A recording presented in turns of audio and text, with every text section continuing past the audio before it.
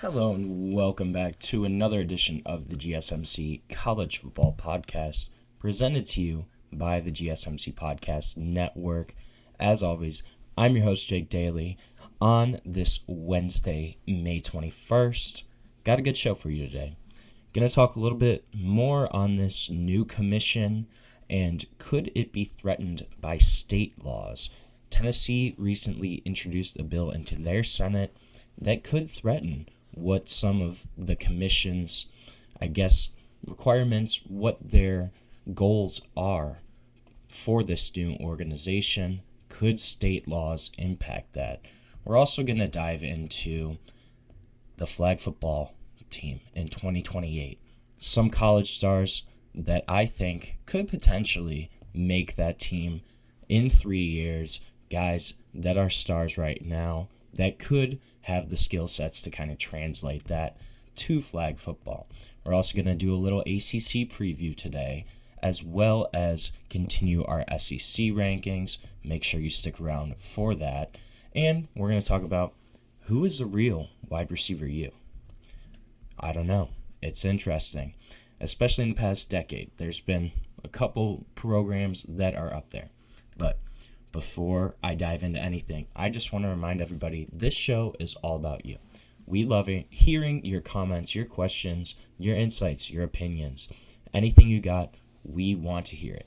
We want to make this show as interactive, as exciting as possible. Now, if you're on YouTube, one way you can do that is to use the Super Chat feature. To use the Super Chat feature, all you have to do is click the $ at the bottom of the chat box, type in your message there, send that in.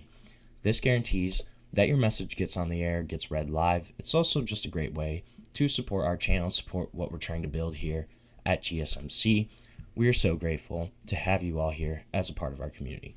And if you're not on YouTube, Super Chat's not your thing, you can also go to gsmcpodcast.net to comment, tip, donate, whatever there on that website, which is gsmcpodcast.net.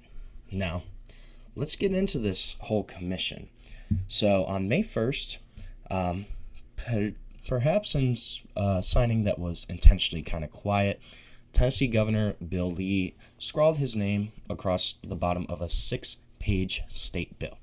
So Tennessee Senate Bill number 536, the details were kind of unearthed this past week, but essentially it paves the way for state schools, Tennessee, Vanderbilt, Memphis, etc., and their collectives, their affiliated NIL collectives, to break House settlement-related rules and kind of prevent the college sports new enforcement entity in the College Sports Commission from penalizing those schools for kind of circumventing any House-related NIL type issues. So basically, in layman's terms, this law is a missile launched across the bow towards those plans from the NCAA and the power conferences to kind of police this new NIL revenue sharing era of college athletics. They're taking aim at the compensation cap, at the severe penalties for rule breakers, the policies that kind of prevent phony booster-backed NIL deals. That's all kind of taking aim at this Tennessee bill. However, power conferences, their executives, they kind of have a plan to combat this type of state law, which could be introduced in states across the country.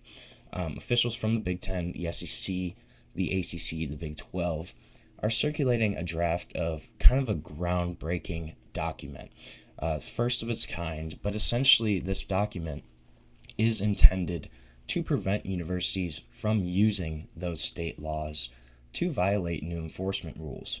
And a brand new kind of stunning concept, it would require schools to waive their right to pursue any legal challenges against the new enforcement entity. They wouldn't be able to sue the College Sports Commission like we've seen so many lawsuits against the NCAA, especially in terms of antitrust kind of violations. That's been something we've seen a lot in the past decade or so. That would not be allowed in this new kind of document. It's been viewed by dozens of school administrators it would bind institutions to those enforcement policies, even if the state law is contradictory, such as it may be in Tennessee now. It would be interesting. It would exempt the CSC, the College Sports Commission, from lawsuits from their member schools over enforcement decisions, instead offering a route for schools to pursue arbitration instead. And the document's kind of been described as an affiliation or a membership agreement. It's not finalized, right? That's a key here. This thing still could change. But the draft that's been distributed to a number of school presidents, general counsels, athletic directors, it's all kind of being refined right now. There's been concerns that have been brought up behind the scenes from some of those people, but they're kind of trying to refine this, finalize it, and it's something that's meant to be signed by all Power Conference schools, perhaps some others as well. So maybe some of those group of 5 teams that we kind of see at the top, right?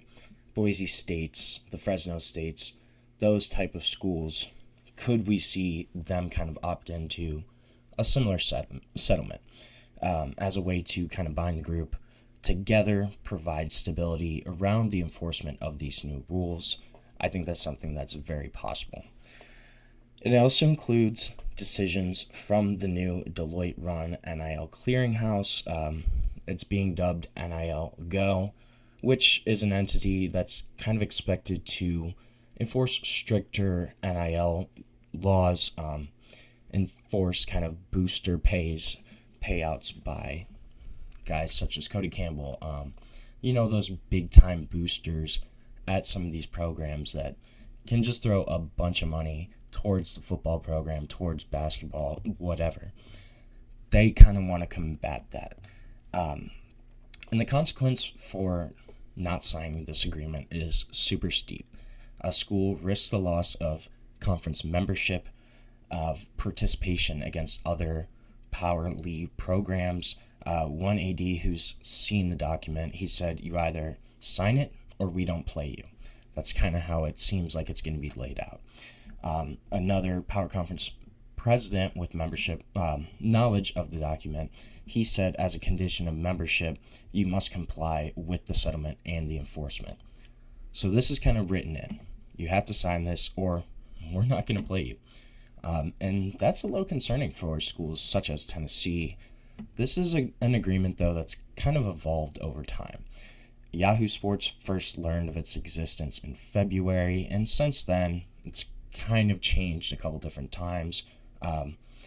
Administrators just got the latest version in the past few weeks, but this is something that, again, could change. The future kind of remains murky.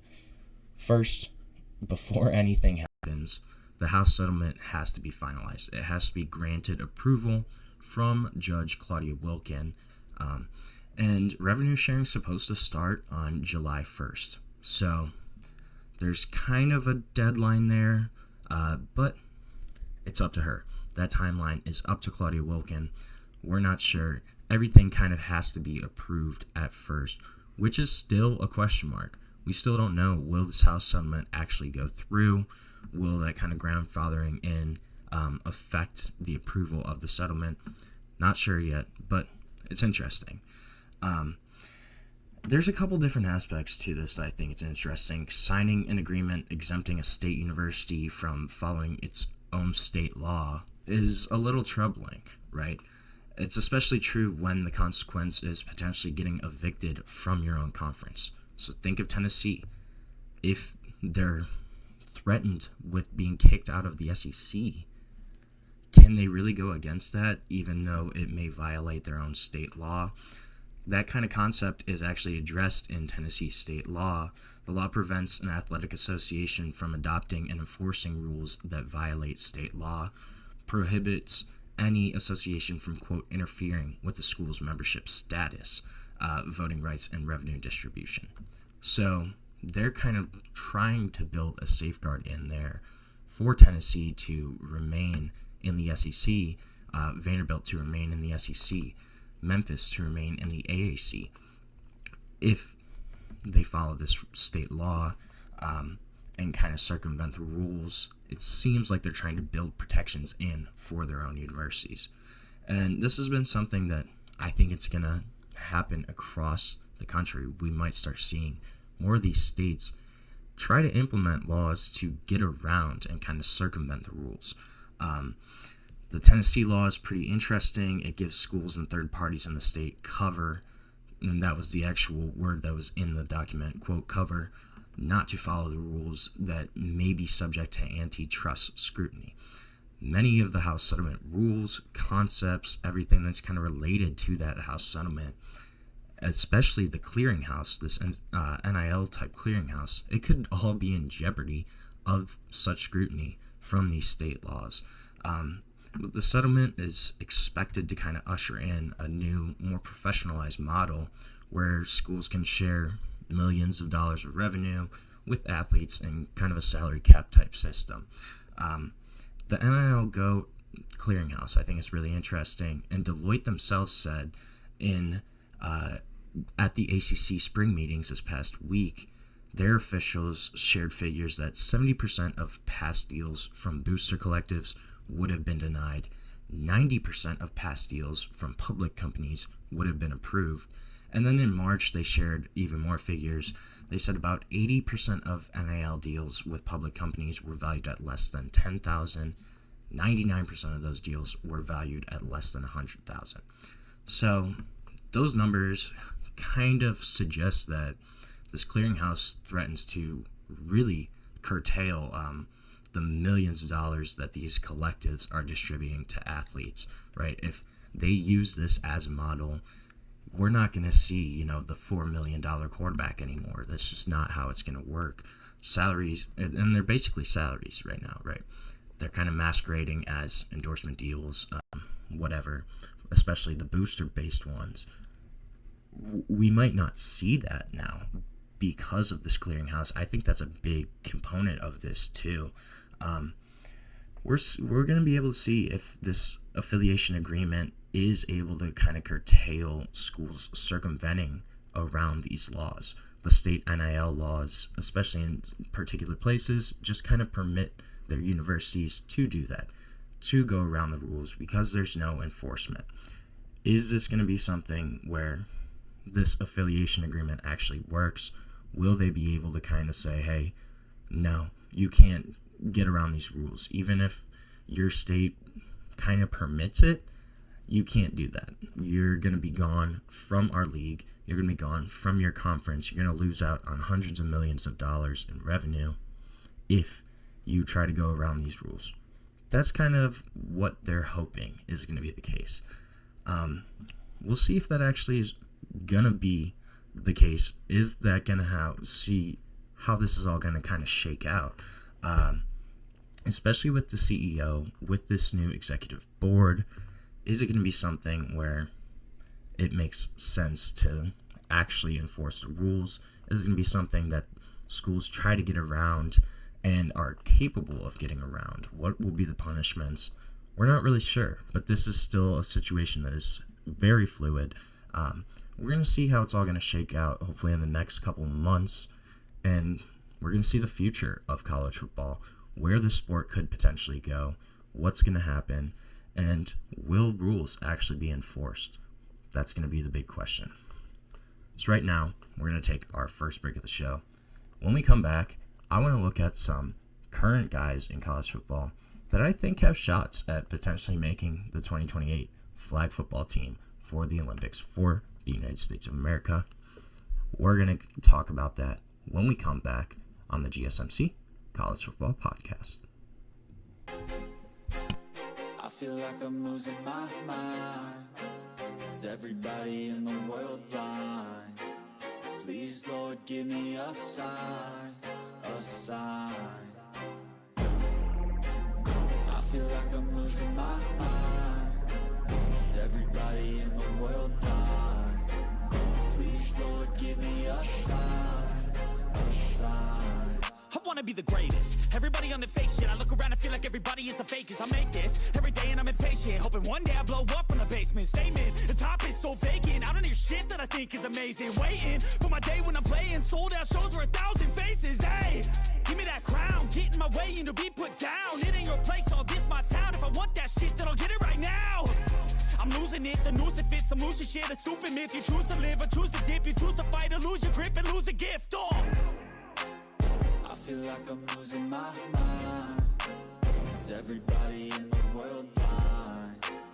Please, Lord, give me a sign, a sign. I feel like I'm losing my mind. Is everybody in the world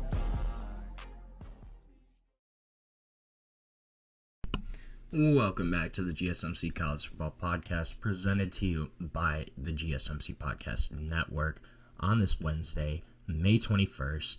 Just touched on this commission, what could potentially happen. But a couple of guys that will be out of college by that time in 2028 are some of the guys that I'm going to talk about now in potential players who could make the Olympic flag football roster in 2028 for the USA. But before I dive into that, I want to remind everybody that this show is all about you.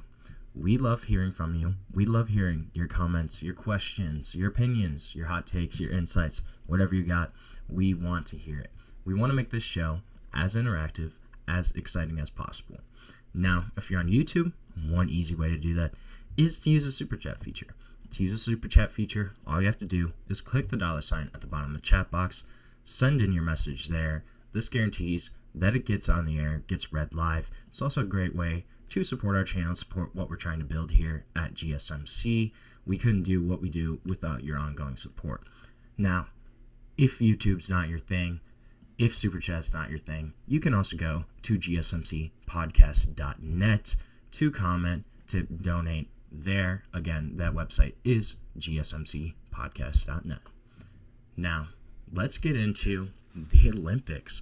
When the Olympics come to Los Angeles, the City of Stars, in 2028, perhaps the most American sport of them all will make its debut on the stage, on the world stage. Flag football coming to the Olympics, both men's and women's. It's going to be fun. And then the news comes out yesterday that the NFL will allow active players to participate in Olympic flag football, opening the door for a potential kind of dream team in 2028 when that time comes around. However, 2028, there's still 3 years, right?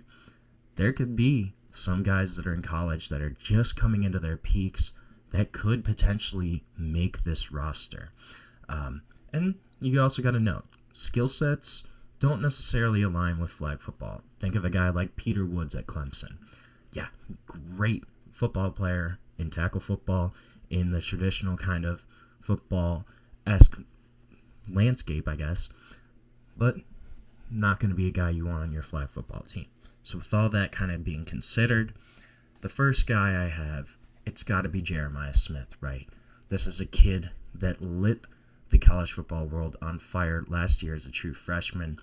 1,300 receiving yards, 15 touchdowns for Ohio State, en route to leading them to a national championship, being their number one wide receiver throughout the entire year on a stacked Ohio State team that also included Emeka Egbuka, Carnell Tate, Brandon Ennis, some of those other guys. It was Jeremiah Smith's wide receiver room. This is a kid that could have potentially been the first overall draft pick this year if he was allowed to come out after his freshman year. Now, the biggest hurdle for him, easily, is just the depth of wide receiver talent in the NFL right now. Wide receiver, for sure, is one of the most stacked positions at this time throughout the NFL. You have stars pretty much everywhere across the league, especially just considering the kind of emphasis that has been placed on the passing game. But if anybody can kind of break through that top tier of wide receivers, it's going to be Jeremiah Smith. This is a kid that has pretty much every tool you want as a wide receiver. 6'3", 210, smooth, able to go up and catch a ball, able to break through an open field. This is a kid I would want on my team if I was the U.S. going into 2028. Another guy on defense I think would be kind of interesting is Harold Perkins, LSU. Could this be like the perfect football role for Harold Perkins? In college, he's kind of struggled to play his natural position of pass rusher. This is a pure rusher, right? But he's a smaller guy, doesn't have a huge frame, kind of gets pushed around in the SEC at times. If you put that in the flag football universe, that is much less of a concern.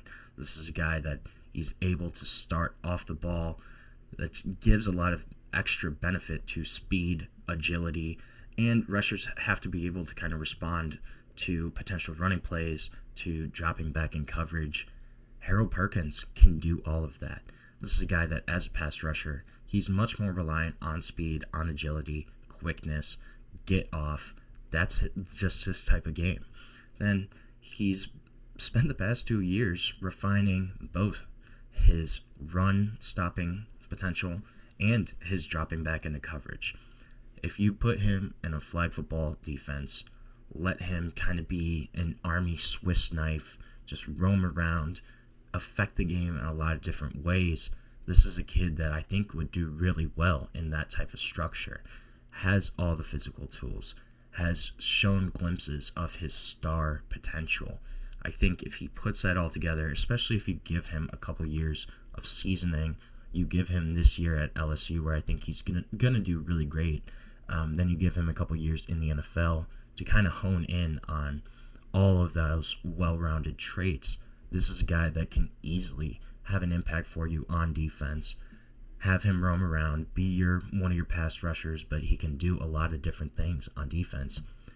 Harold Perkins is a guy that I would certainly consider for this roster. Another guy, a teammate of Jeremiah Smith, is Caleb Downs. Now, Caleb Downs, he had an argument as the best safety in America as a freshman at Alabama, then transfers to Ohio State, All-American year, leader of that defense, showcases what makes him so special as a safety, and now heading into 2025 as perhaps the best defender in college football, regardless of position. This guy is an absolute stud.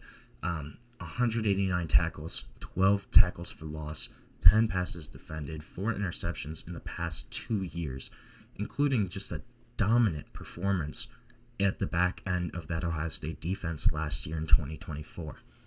Additionally, flag football rosters are small, right? They only have 10 spots. So if you can potentially play 2 ways, that makes you much more valuable. Caleb Downs can do that. This is a kid that was an awesome player on offense in high school. 20 rushing touchdowns on only 57 carries as a senior for a state championship winning team. This is a guy that also campaigned for running back snaps during Ohio State's run to the national title last year. So clearly would be open to playing on offense. A guy that is just an explosive athlete, has a ton of potential there, and could you throw him in the backfield too at running back on certain plays? But when you look at him on defense, a guy that can do everything you want out of a defender. Long, lanky, athletic, can run across the entire field, super aware safety, a guy that you can stick on the back end there in a flag football game, and he can just wreak havoc in that defensive backfield. He would be on my team. I'm telling you, this kid, he's just too good of an athlete, just too good of a football player, would be able to make that transition really easily to the flag game, I think. Caleb Downs would certainly be on my roster. Another guy that I think kind of under the radar, but when you look at running backs, that's a kind of a concern. I don't know. I wouldn't say concern, kind of a question mark. Would you put a wide receiver at running back just because of the pass potential there, or would you keep a running back? Now, if you would keep a running back, I think one of the guys that would fill that would be Desmond Reed, Pittsburgh. It's kind of a complicated part of flag football, right? Runners are normally asked to kind of maneuver through tight spaces, withstand contact, but they're still best utilized in space. Spence running the ball is such a small part of the equation, too. You need to have a guy that can go out and catch passes. Desmond Reed is that kind of all-rounded running back, can go out of the backfield, catch passes really easily. Probably the best all-purpose running back returning in college football this year. This was a guy that was electric last year, had almost 1,000 rushing yards, 966 on the ground, then also had 579 yards receiving, 9 total touchdowns, 52 receptions, including 3 100-yard receiving games, all against power conference competition, so it wasn't like they were playing, Youngstown State week 1. These were against power conference opponents. So this is a guy that his skill set would really translate. Would be able to obviously take a couple carries out of the backfield, but having that pass catching ability just makes him dynamic, makes him a really well-rounded running back for a potential flag football team. That's a guy that I think is under the radar, obviously. I don't know if he would get the kind of NFL hype that we're probably going to need to get on to this Olympic team in 2028, but a guy that I think would fit really well with the whole kind of dynamics of flag football. Another guy that I would have off of pure potential would be Nick Harbor, South Carolina. Now, he has yet to put it all together, right? Only had 26 receptions for 376 receiving yards last year, 3 touchdowns, but this guy's upside is insane. 5-star prospect as an athlete, a guy that was a tight end, has now transitioned to more of a wide receiver, but he's 6'5", he's 235, has really great body control. He's super strong throughout his entire frame, a dynamic talent, and just because of his development possibilities. This is a guy that is consistently able to get downfield, consistently a threat to get over the top. You could go to him in the red zone and 6'6", give him a jump ball. He can catch some passes for you there. And then also, this is a guy that at 6'5", 235 has world-class speed. World-class speed. Ran the 100 meters in 10.28 seconds in April 22. Ran the 200 in 20.79. World-class speed at 6'5", 235. And then a guy that also played on defense in high school. Was kind of an edge outside linebacker. As that type of position, could you play him 2 ways? Have him be more of that freak speed edge rusher, or even a guy covering people as he's kind of developed his wide receiver skills.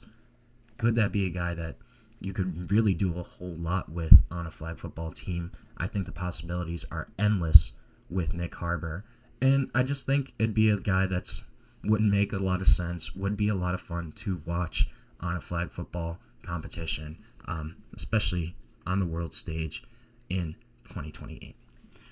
So right now, we're going to take our second break of the show.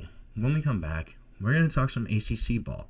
We're going to do a little kind of preview primer of the conference, talk about the big storylines, talk about kind of who's contending, who's not, but we're going to dive into all of that when we come back on the GSMC College Football Podcast. Looking for your daily fix of sports talk without having to pay for it? GSMC Sports Network is available on YouTube. Just search GSMC Sports Network. Get your fix of daily sports talk shows on YouTube, absolutely free.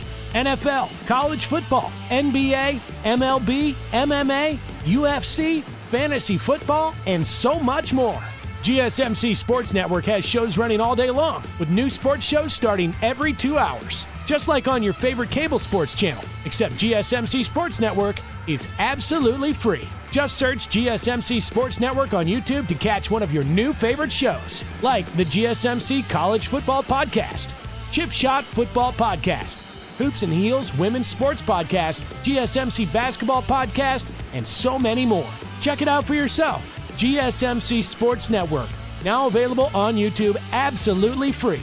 Search GSMC Sports Network on YouTube right now.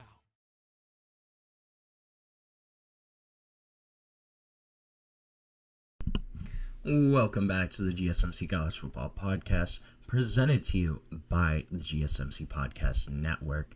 Just talked a little bit about some guys that could maybe win gold in 2028 with the flag football Olympic team. Gonna switch gears, gonna talk now about the ACC a really interesting conference overall, I think. One of the big things here is the league in general is kind of in a middle ground across the broader college landscape, right? On the field, there's a team that's a trendy pick to win the national title right now. There's a handful of kind of up-and-coming contenders, and then essentially the remaining set of teams that are basically going to be a couple coin flips away from either being bowl eligible or not, or having a good year or a mediocre one. ACC, it doesn't really feel any closer to the SEC and the Big Ten right now in terms of overall potential, but it's going to be must-watch action. There's a number of different storylines kind of swirling around these 17 teams in the ACC who are all trying to make it to Charlotte for that title game in December. So, because of all this, right, there's not going to be any shortage of interest in the ACC. Even if the level of play from week to week, it might not be quite as high as some of these other leagues that we're going to see. It's still going to be entertaining football. Obviously, right now, the title favorite, it's got to be Clemson. It's the Tigers. Does Dabo Swinney kind of have his groove back? It certainly seems like that might be the case in Clemson land. Tigers return a bulk of their two-deep depth chart from last year's ACC championship winning team, and they're kind of hoping that the flukish way they made the college football playoff, and it was honestly really flukish, can kind of be that growing pain that those core group of players who are returning in 2025 can put in the back of their memory and take that, bottle it, use it moving forward as momentum to build upon for this upcoming year.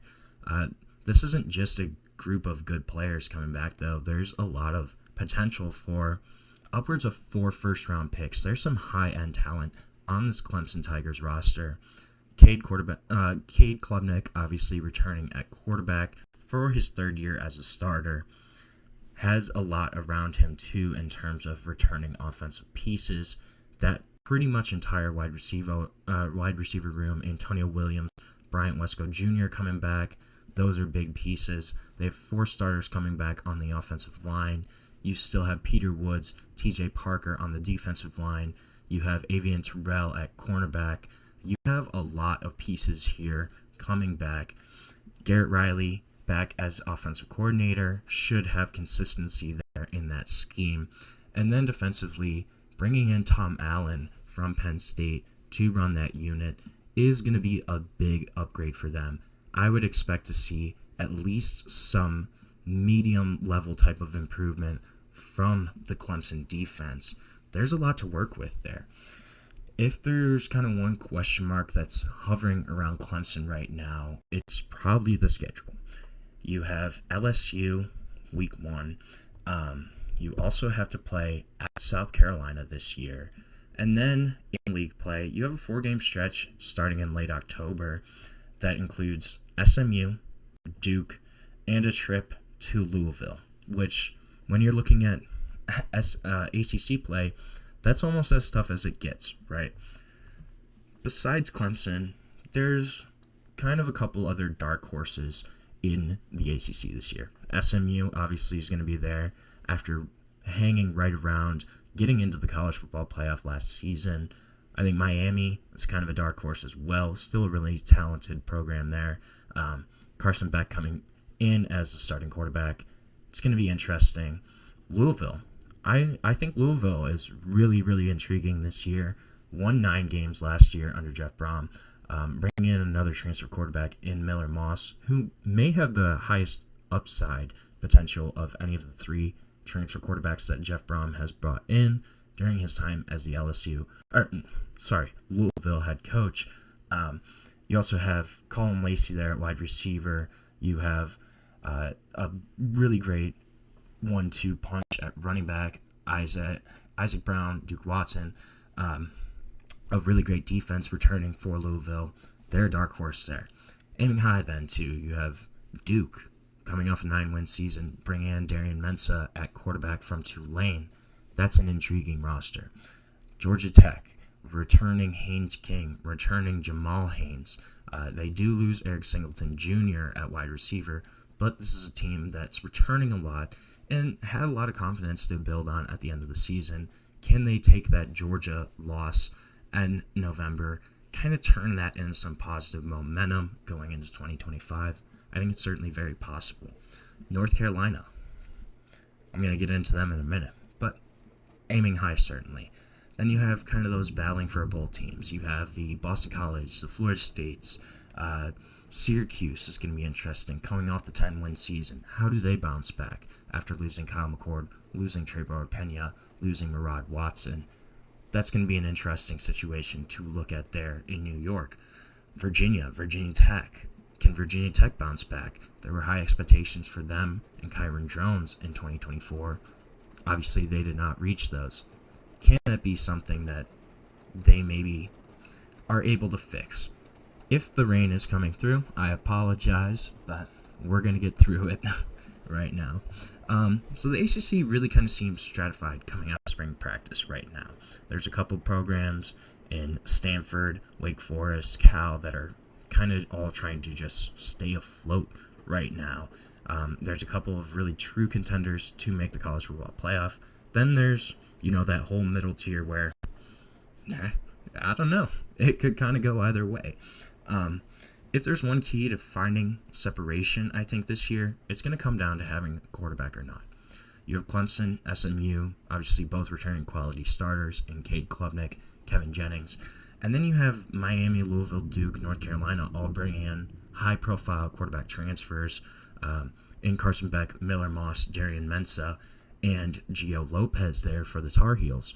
That's going to be interesting. How those guys play, I think, could be the difference maker in who's a legit college football playoff contender, legit ACC championship contender, and who's just pretending. One of the top storylines here, I think, Chapel Bill. It's got to be. Tar Heels, they barely even practice in 2025, yet pretty much all the greater college football world can think about is Bill Belichick. Is this actually going to work here? Will all these kind of PR off the field incidents, these recent mishaps, is it going to kill any momentum? And then just on the field in general, will this kind of NFL type of management translate? The schedule is manageable enough to give some optimism for those around Chapel Hill, kind of having an actual schematic advantage for once. But there's going to need to be some pretty weighty expectations met for this to be a success in year one. This is a program, obviously, known far more for their success on the basketball court than their success on the gridiron. But they don't simply go hire Bill Belichick, pay him $10 million, pay his staff even more than that, and then go, yeah, we're okay with the 7-5, 8-4 type years that Mac Brown had done for 5-6 years there. There's going to be a lot of casual fans turning into North Carolina, but there's some high expectations here. I don't think they would have done all of that to be okay with going 8-4 every year. So either way, just seeing Bill Belichick roam the sidelines there in Chapel Hill is going to be the top storyline here. How is it all going to shake out? What's going to happen? Another kind of under the radar storyline. With the legal settlements that Clemson and Florida State signed with the ACC that basically gives them an out of the conference in about 5 years, is it going to be all okay? The longer-term impact of the settlement of that type of agreement, it's going to take some more time to kind of fully digest. But it's not every day that a school goes out, racks up a ton of billable hours fighting this contract for the ACC, that media rights deal, and then show up to media days and go, oh yeah, everything's great. I don't know. That seems a little suspicious to me. So that's going to be something to watch. How those settlements kind of shake out. What's the fallout from there? What do other ACC programs think about that? And what could potentially happen, I think, is going to be an interesting storyline. Obviously, there's a couple new coaches here. The big one, Bill Belichick. But you also have Jake Dickert taking over at Wake Forest after Dave Clawson stepped down. Coming across from Washington State, they're coming off back-to-back 4-8 seasons. There's no denying that this is going to be a tough job, especially kind of given this new transfer portal, NIL type era. But he's won in a lot of tough places. Could be an interesting hire. You have Stanford bringing in Frank Reich on an interim basis. Stanford in general. It's going to be an interesting program to watch this year. I don't know what's going to happen there. I think it's going to be a really tough year for Frank Reich, for Stanford in general. Then you got a couple coaches that may be on the hot seat. Tony Elliott kind of running out of time in Charlottesville there for the Virginia Cavaliers. Brent Pry at Virginia Tech kind of took a step back. Dave Doran, Pat Narduzzi, obviously two guys that have been in their respective roles at North Carolina State and Pitt for a long time. But coaches that have had some losing seasons recently, could there be a little more pressure on them? I think that's all something to watch. And then in a similar vein, Mike Norvell obviously has not lived up to expectations there, but has a crazy buyout. So I doubt Florida State gets rid of him. Going to be an interesting storyline to watch, though, for sure. So right now, we're going to take another short break. When we come back, I want to talk about wide receivers. Talk about who is wide receiver you. But we're going to talk about it. We're going to dive in, debate, when we come back on the GSMC College Football Podcast.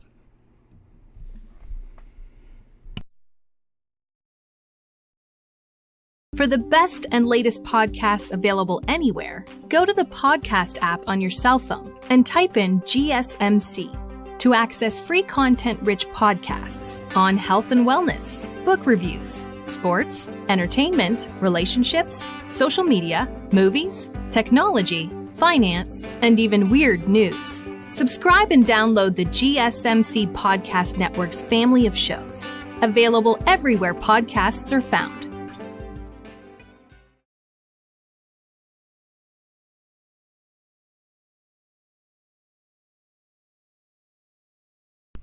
Welcome back to the GSMC College Football Podcast, presented to you by the GSMC Podcast Network on this Wednesday, May 21st. We've had a good show so far, but we are going to continue on, keep pushing. We're going to talk a little bit about some wide receivers right now, and who has been wide receiver you of the past decade or so. So I kind of looked at numbers since 2015, and I looked at 4 schools. You have the Alabama Crimson Tide, the Ohio State Buckeyes, the LSU Tigers, and the USC Trojans. Now, all of these schools have cases, right? I kind of went down the list. I looked at how many draft picks there have been at the wide receiver position for each of these schools since 2015. So you look at Alabama first. Amari Cooper, first rounder, number 4 overall pick, 2015. Then you had Arjarius Stewart. There was kind of a lull there. 2018, Calvin Ridley gets drafted. Then Henry Ruggs, Jerry Jeudy, built in 2020. 2021, another great year. Jalen Waddle, Devontae Smith get drafted. Jamison Williams gets drafted the next year in the first round in 2022. John Mechie also gets drafted that year in the second round. And then there's kind of been a lull since then. Jermaine Burton was drafted in the third round in 2024, but besides that, kind of been a little low. However, when you look at the total numbers, 7 first-rounders and 1 Heisman winner in that time. You have guys that have put together multiple Pro Bowl seasons. Amari Cooper, one of my favorite wide receivers ever to watch at the college football level. The way he ran routes, how polished he was. A guy that was super impressive coming out of college. 5-time Pro Bowler, has been able to produce a really long, successful NFL career across multiple teams. Raiders, Cowboys, Browns, even the Bills last season. This is a guy that's been a great wide receiver in the National Football League. Calvin Ridley, another guy that had a really solid career for Alabama, has kind of been up and down. His career really got derailed after that suspension for gambling a few years back. Jerry Jeudy, a guy that blossomed this year in Cleveland, had his first Pro Bowl season. A guy that there could be even better things coming from. Jalen Waddle, one of the fastest players in the NFL. a guy that has paired with Tyreek Hill for a dynamic wide receiver duo. His big kind of questions have been injuries, but no question the talent's there. Jalen Waddle, probably a top 15 wide receiver in the NFL. Devontae Smith, a guy that his Alabama career was so impressive. He won the Heisman. This is a kid that won a Heisman as a wide receiver. So impressive. Kind of fell to Philly in a perfect landing spot. Pairs with A.J. Brown to have one of the most dynamic pass-catching duos in the NFL. Jameson Williams, also a guy that has kind of shown flashes throughout times for Detroit. But you look at that total group. 7 first-rounders, multiple guys that have had Pro Bowl seasons, a couple guys that are considered in the top 15, 20 of wide receivers in the NFL. Super, super impressive. But Ohio State, look at some of the guys they've had. Now, their success has really been in the past 3 to 5 years. Yes, you did have Michael Thomas get drafted in 2016 in the second round, a guy that at one point had an argument for the best receiver in the NFL, a guy that set the receiving yards record, receptions record for the Saints at one point. Then you kind of had a little lull until Terry McLaurin, third rounder, 2019, a guy that has become Washington's number 1 wide receiver with some really terrible quarterback play that he's had to kind of go through. When you look at some of the guys that they've had at that position before Jaden Daniels, this is a guy that his wide receiver abilities cannot be questioned whatsoever. Kind of a little lull then until you get to 2022. And here's where Ohio State really starts to make their case. Garrett Wilson, first round, number 10 overall pick, 22. The pick right after him, Chris Olave, number 11 overall, 2022. The next year, Jackson Smith and Jigba, number 20 overall, 2023. 2024, then you get Marvin Harrison. It's his turn.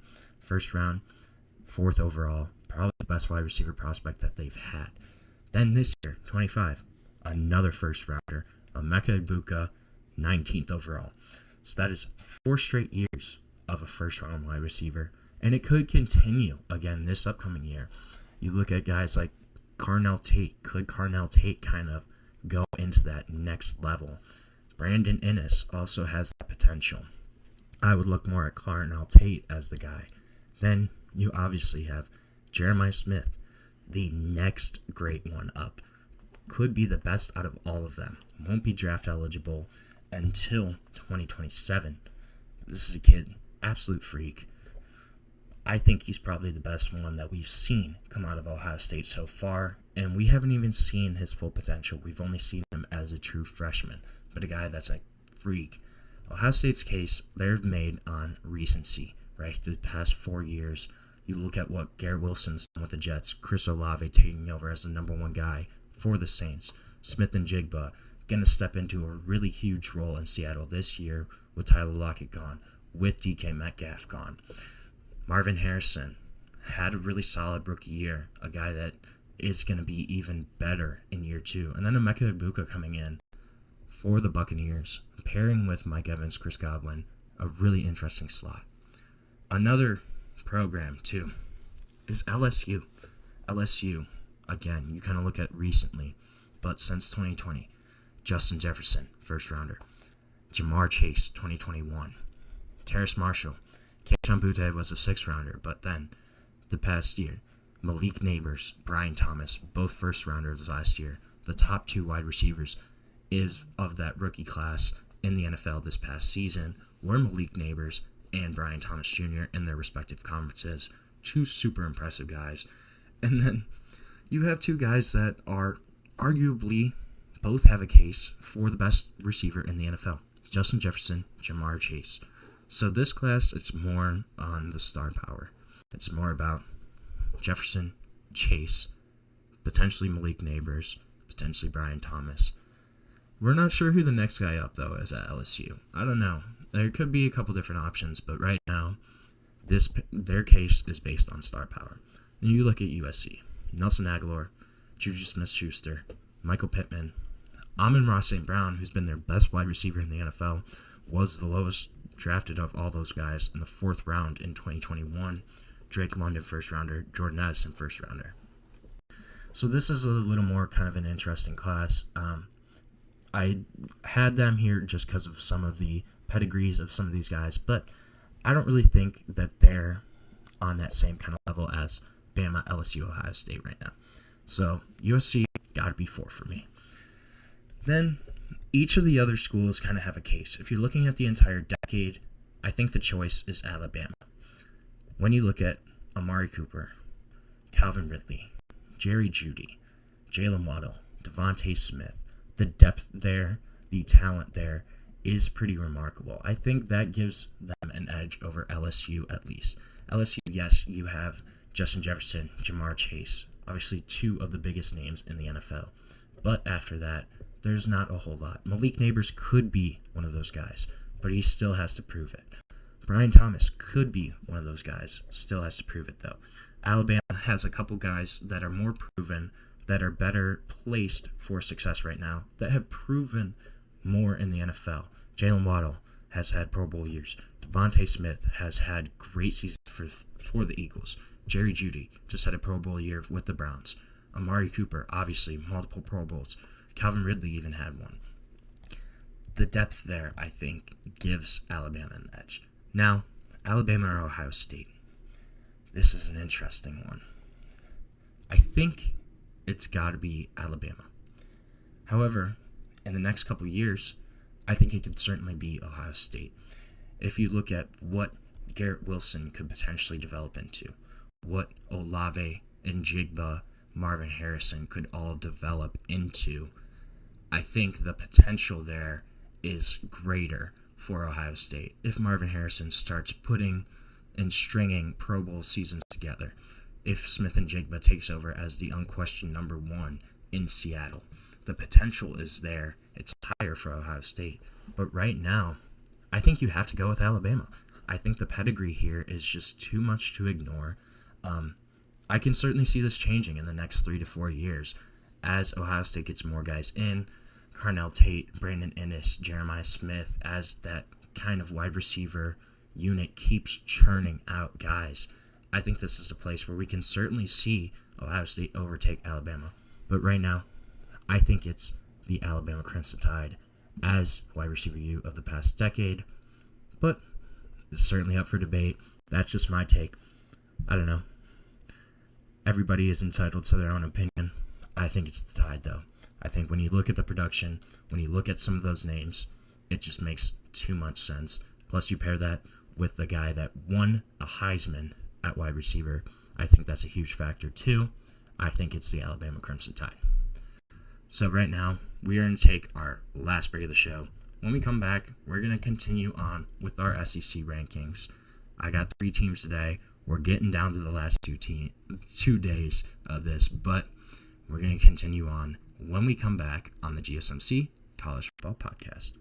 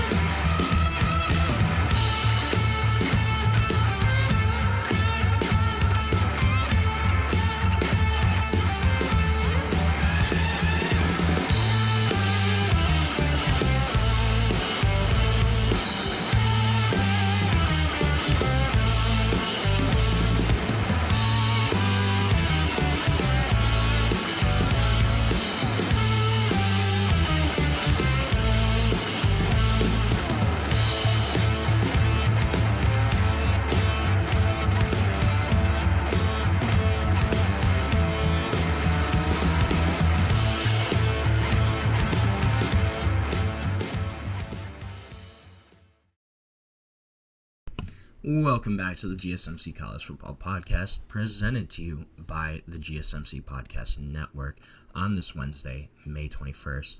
Gonna finish off the show today by continuing on with my SEC rankings. We got teams 4, 5, 6 today. I'm gonna start at 6, And I think it's the Ole Miss Rebels. Now, I can certainly see the argument that other programs should be ranked ahead of Ole Miss right now, and that's fair. Ole Miss is losing a lot. After a year in 2024 in which the Rebels went all in on getting as much talent from the portal as they could, that collection of talent on that roster, I think, was probably a top 3 roster in terms of actual talent last year for Ole Miss.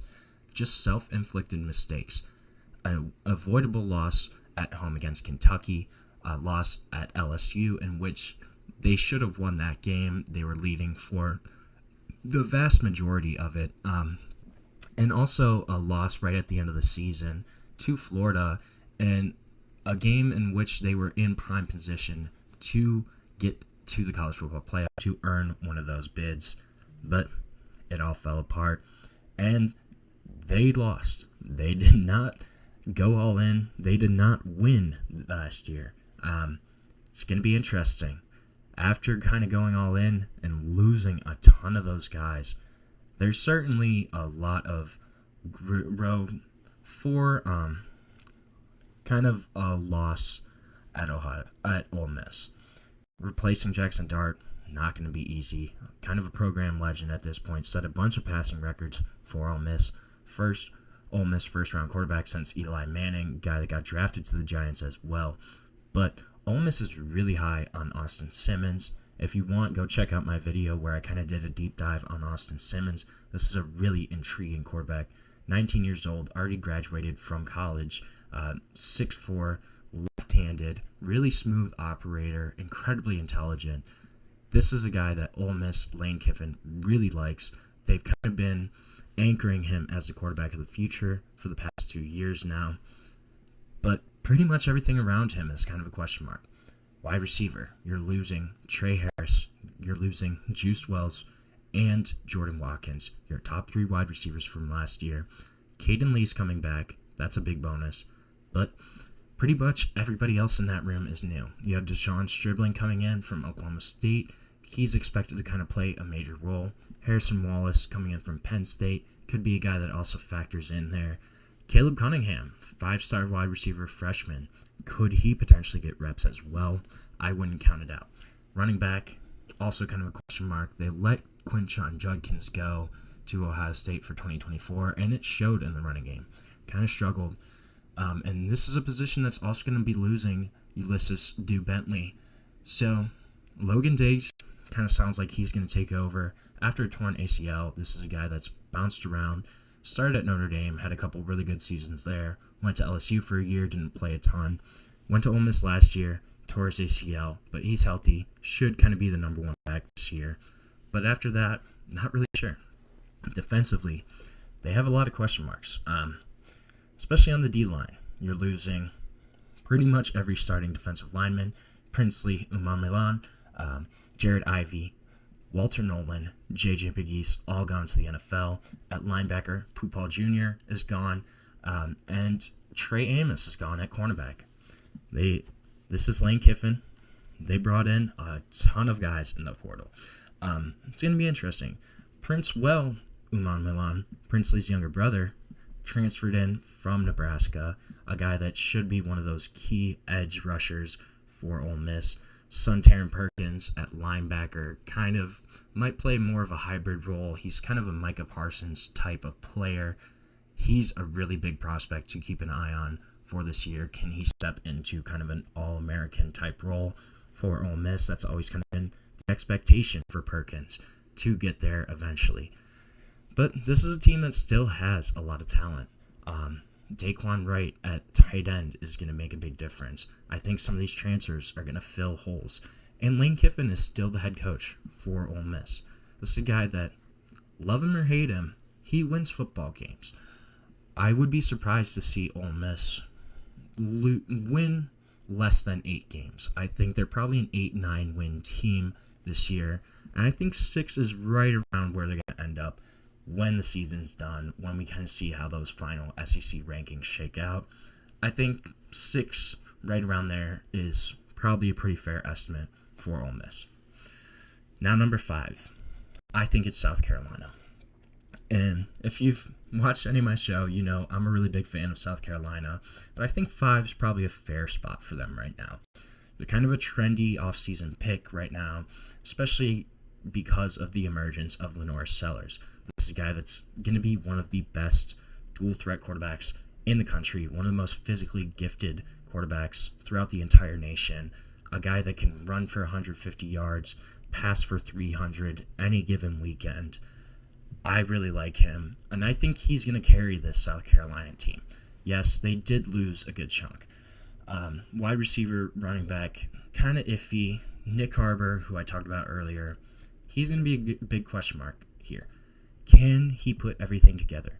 Can he utilize all those physical traits to showcase what he could do on a football field? That's a really intriguing question for South Carolina this year. I think if Nick Harbor puts kind of everything together, suddenly those questions don't seem as big for South Carolina in terms of playmakers. They're also going to have to kind of shuffle their secondary around a little bit. Lost Nick Imamori, lost a couple cornerbacks, and there's going to be much more of a focus on Dylan Stewart after Kyle Kennard, his departure to the NFL. But Dylan Stewart, freak, absolute freak. 5-star, played really strong as a freshman last year. He'll have a full offseason to kind of develop as that number 1 pass rusher. I think he's going to have a great year. And I think anytime you have kind of that dominant pass rusher, especially in the SEC, that makes a big difference for your defense. If Dylan Stewart can go out and have 10, 12 sacks this year, that's going to be a big bonus for South Carolina. And they're going to be a tough team to beat. I think they're going to be plucky. I think they're going to win a couple games that they might not be supposed to be in. But they're going to be plucky. This is going to be an interesting team. Now, at 4, I have LSU. I didn't know where to put LSU, honestly. Is this the year that they finally break through under Brian Kelly? During his tenure there, they haven't won more than 10 games in the season. That's despite having Jaden Daniels behind center in 2023. That's despite having Garrett Nussmeier throw for 4,000 yards last year. And Brian Kelly also hasn't won a Week 1 matchup in his 3 years in Baton Rouge. That's going to be really interesting, too, this year. They have Clemson in the opener this season. If they start 0-1, that's going to be rough for LSU. They avoid Georgia and Texas on this year's schedule, so they have an opportunity to make a run. Brian Kelly and his staff, they went all in this offseason. They had the top class in 24/7's transfer portal rankings, top 2 or 3 class in pretty much every transfer rankings across the nation, across multiple sources, multiple sites. And you also have a lot of impact guys coming back. Garrett Nussmeier at quarterback coming back is going to be a big bonus there. The guy that led the SEC in passing last year could be even better this year. Caden Durham, running back, really handled business last year as a true freshman. Had 750 rushing yards, 6 touchdowns. Also had 260 receiving yards last year. He's going to be even better as a sophomore coming in, having more strength, having more experience. Going to be a really intriguing running back. Wide receiver room. Aaron Anderson's back after being their most productive wide receiver last year. Had almost 800 receiving yards. Then you pair that with Barrion Brown coming in from Kentucky, a guy that's had over 1,500 career receiving yards, over 120 catches in his career. Also has led the SEC during his time in kick return touchdowns. So you have a guy that's really dynamic in special teams as well. And then Nick Anderson coming in from Oklahoma, a guy that has star potential written all over him. Set the Oklahoma freshman record for touchdown receptions with 10 in 2023. Had 798 receiving yards as a freshman in 2023. Can he get back to that level this year? Offensive line is going to be interesting. They have to replace 4 starters, so how that rotation is going to kind of work out, I think that's going to be something intriguing to watch for LSU. I would expect Tyree Adams to kind of take over that left tackle role. It seems as if that's been the guy there, taking over for Will Campbell. Josh Thompson, a guy that's going to be interesting. I think he's going to get playing time for sure on that offensive line. I don't know if he starts right away, but you turn on his tape against Michigan That's a guy that went up against a top 5 pick in Mason Graham, top 15 pick in Kenneth Grant, and had no issues with that O-line, or with that D-line. So that kind of showcases his high upside potential. And then the defense, they're going to have to be way better, but there's certainly room for that improvement this year. You have Whit Weeks, Devon Keys coming back at linebacker. That's some nice continuity there. Then you bring in a guy in Jakeem Jackson, A.J. Halsey, in that secondary to kind of take over one of the cornerback, one of the safety roles. Those are guys that can step in as immediate contributors, starters right away for LSU. And then the big question, can Harold Perkins get back to previous levels? If Harold Perkins showcases his star potential again, this is a really scary LSU defensive unit. This is the year for LSU. Brian Kelly, you need to put it all together this year. You have one of the best rosters in the country. There's no excuses. You don't have to play Georgia. You don't have to play Texas. LSU, you have to show it this year. So with that, we're going to end our show for today. Thank you so much for tuning into the GSMC College Football Podcast, presented to you by the GSMC Podcast Network. Please remember to subscribe, like, follow the channel, and if you want, you can also go to Facebook, Instagram, TikTok, or Twitter for even more sports content, more sports updates that you love. Thank you so much, and have a great day.